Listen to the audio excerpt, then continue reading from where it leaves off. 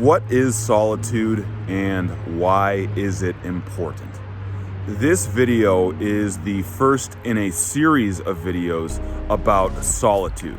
So let's jump right in. For some people, solitude is being by yourself. It's being alone. It is being isolated.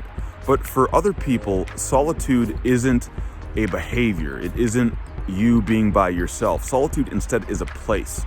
Solitude is where you go to get away from the rat race, to get away from the hustle and bustle, to find some peace and quiet. Still, solitude for other people is a state of mind. Solitude is having internal quiet. Solitude is something that you can experience when isolated away from people, just as well as it can be something that you experience when you're with people. Solitude can be many things to many people. However, many people associate solitude with loneliness, a state of discontent, and disconnection. The reason many people see solitude in this light is because for many, solitude is not a choice. Solitude is not something that they seek because they desire it.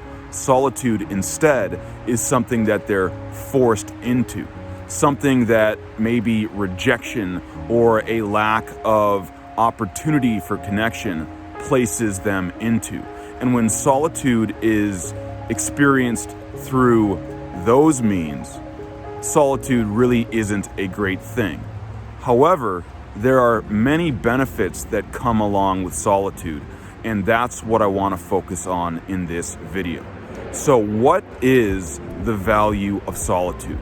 Well, for one, in a world that is as busy as it is, as noisy as it is, in a world that constantly gives us the opportunity to find entertainment and cheap thrills that force us out of touch with ourselves, solitude gives us the opportunity to experience a quiet that can help us turn inward and develop a greater, deeper understanding of who we are.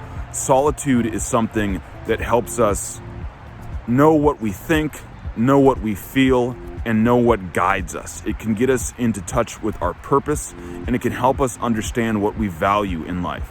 That is one of the largest values that solitude has to offer. Another benefit that comes from solitude is its capacity to free us from the constraints of culture.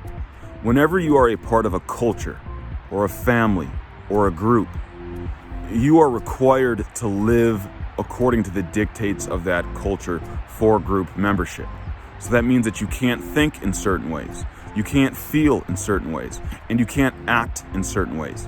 When you remove yourself from that culture, you also remove yourself from the dictates of that culture.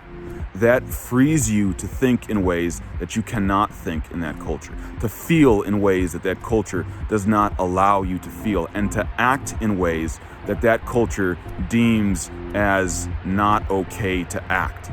When you go to solitude, you can experience freedom, and that freedom gives you release and a sense of well-being. The last benefit of solitude that I'll discuss is the fact that solitude can stabilize you and bring you peace.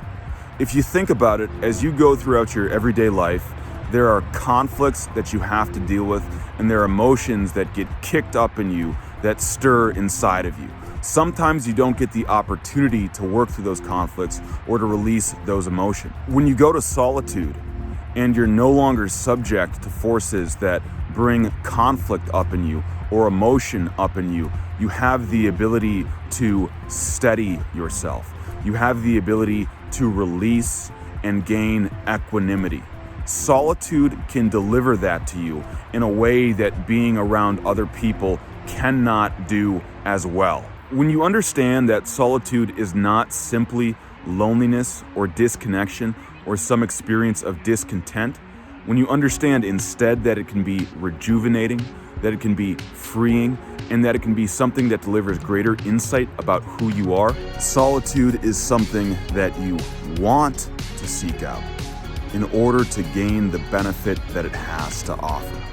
For more information on solitude, stay tuned for the remaining videos in this series. With Solitude Speaks, this is Carwin, and I hope you have a great day. Also, remember to subscribe down below.